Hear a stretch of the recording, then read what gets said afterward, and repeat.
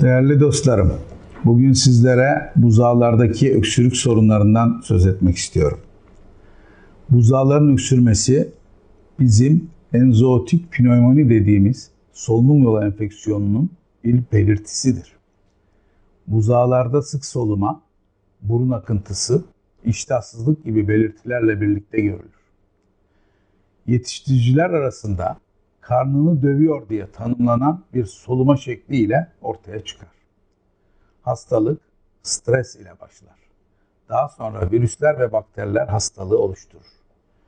Büyüklerle aynı yerde amonyak dolu, nemli, kalabalık damlarda bulunan, beslenmesinde hatalar olan buzağlar strese girerler. Vücudun savunma sistemi bozulur.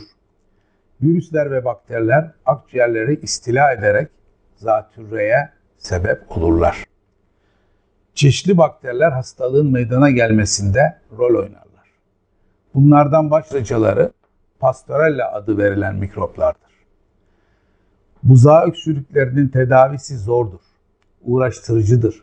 Tedavi için antibiyotiklerin kullanılması ile bazı denemeler yapılmış olur. Fakat tedavi edildiği sanılanlardan bir bölümünde hastalık tekrar nükseder. Hastalıkla mücadelede yapılması gereken koşulları düzeltmek ve aşıları yapmaktır. Stres oluşturan koşullar düzeltilmedikçe bu dertten kurtulmak mümkün olmaz. Doğuma 40 ve 20 gün kala annelere 2 kez Pastorella aşılarının yapılması.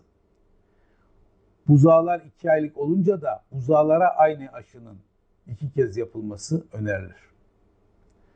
Buzağların yemlerine, sularına vitamin, mineral, amino asit gibi katkıların katılması, vücut dirençlerini arttırmak yönünden özellikle tavsiye edilir.